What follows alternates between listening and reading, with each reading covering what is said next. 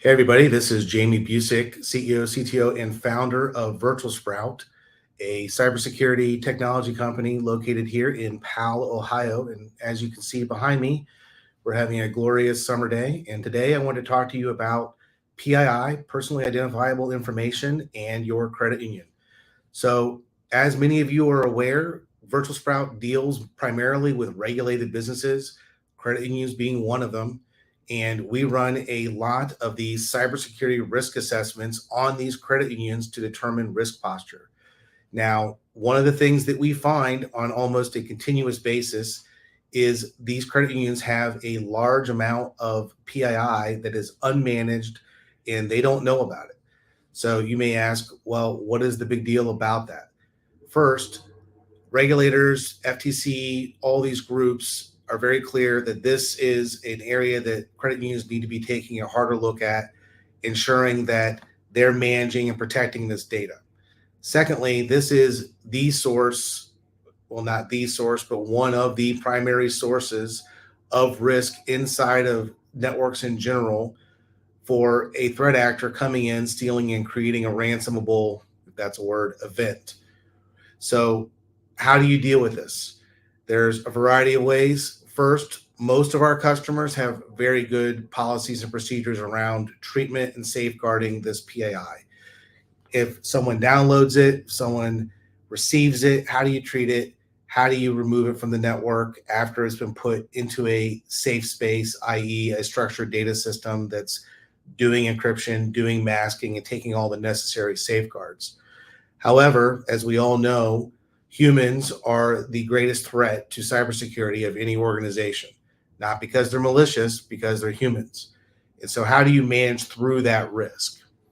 First, you need to understand where all the data sits. We use that cybersecurity risk assessment to baseline the organization to understand how the users are creating the data, where it's coming from, where it's being stored, and then creating a plan to mitigate the risk of that data going forward. Secondly, we'll put on safeguards and automatic processes that scan the network looking for patterns to identify that data, whether it's a social security number, birth date, address, any of those types of combinations that create that PII that is supposed to be safeguarded. Once we determine where that data is sitting, generally speaking, and I won't go into all the gory details because this is a quick live video, but we will encrypt it. We'll actually dynamically encrypt that data. So anybody on the network who has the key and is part of the network and has authorization to access that data accesses it, decrypts it dynamically, can use it for whatever they need to do, if it's a legitimate business purpose, which we also control to make sure that it's not being sent out for any purpose other than what the business deems to be legitimate.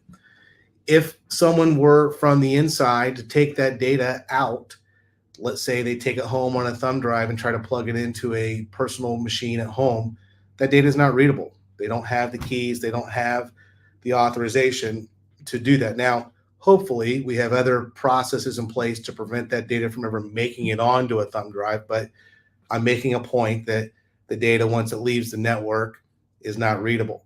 More importantly, when a threat actor, or if a threat actor were to get through the various defenses that our customers have and actually take that data and send it out for purposes of ransom, once that data leaves the network, it's not readable. It cannot be used to create a ransom against the credit union. So that's one of the other reasons that we are doing this encryption. Beyond that, there are various controls now being prescribed by different regulatory frameworks. One of the ones that many of you have to deal with is PCI. There are new encryption requirements inside of PCI that state that you need to be encrypting personally identifiable data or sensitive data separate and apart from any kind of disk level encryption. So, what does that mean in layperson's terms? Disk level encryption is what you use if you lose a laptop, or if you're concerned, like in the past, there was a concern about people stealing hard drives out of servers or out of storage devices. that at-rest encryption renders those devices unreadable without a key to unlock them. That's not useful in protecting PII for any system that is on the network, and a threat actor can come in, see that data, and take it off site. So this is why we do all of this encryption to manage that separate and apart. Now, some of you may say, hey, I get it. I hear that we need to be doing all this stuff. We're out of bandwidth. We're busy.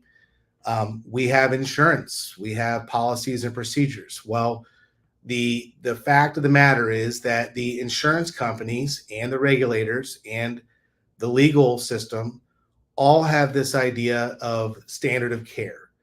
And if you're not meeting or exceeding what they deem to be a ordinary standard of care or a required standard of care, you can be found non-compliant.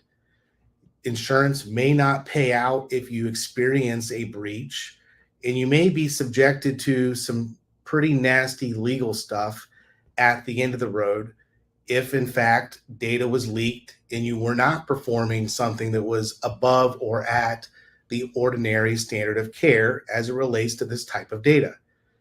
You cannot rely upon all these back-end stopgaps. So for us, again, we're trying to get out there and educate the credit union customers.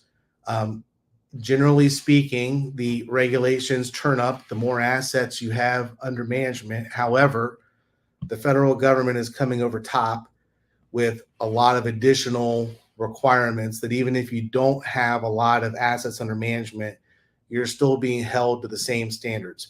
Plus, at the end of the day, you really want your insurance to pay out if at all possible. And remember, insurance companies are a business just like the credit unions are. They want to stay in business. And if you're unaware, 1 out of every $10 in the global economy is going into criminals' hands through things like ransomware.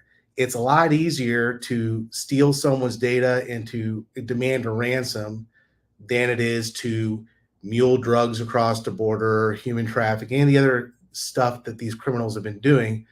This is way easier.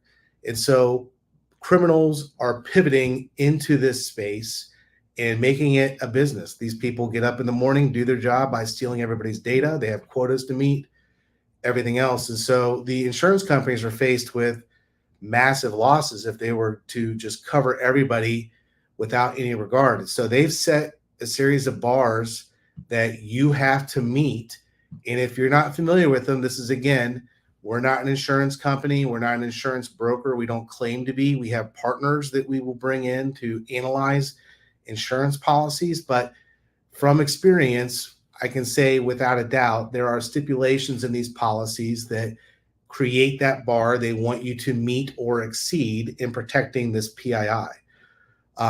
Additionally, there are a series of mid-policy changes that you should be aware of that we've seen in our other customers where they've received additional, modifications mid-cycle where these insurance companies are seeing losses related to things like unpatched systems and other risks that you need to be aware of as they're changing. This data sometimes is sent to the back office and you may not see it or know that it's changed. So a regular review of these insurance policies is warranted.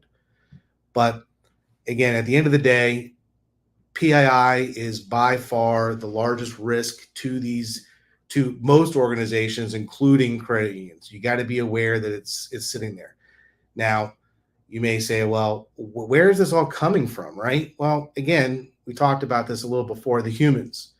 So you're not going to stop human behavior. You really need to take proactive steps, education for sure, but also programmatically going after that data, discovering where it is, cataloging it, understanding where the risk lies, and then dealing with it. Encrypt it, get it under control so that at the end of the day, you're in a great position that if you do have a breach, that insurance is going to be there for you and you're not going to be dealing with a bunch of lawyers with no defenses. So hopefully this was all interesting and helpful, maybe not interesting, but helpful. We We routinely do this type of consultation with new customers and existing customers. If you're interested and you have questions about any of this and you want to understand what your risk is and how to deal with it, I would encourage you to look in the upper corner. I guess it's up there, the upper corner of the screen. There's a QR code. Scan that. They'll take you to our booking link where you can get on the schedule with one of our cybersecurity experts. Alternatively, if that QR code doesn't work, which for me, it doesn't work a lot, for my phone always has problems, go to cyber-strategy.virtualsprout.com. That's cyber-strategy.virtualsprout.com. And you can get on the calendar with one of our cybersecurity specialists, have a quick 15, 20-minute call, discuss your situation, get to know us, we get to know you a little bit, and then we can go from there. So appreciate the time. I'll see you next Thursday during our next live stream where we'll be covering yet another topic for credit unions. Until then,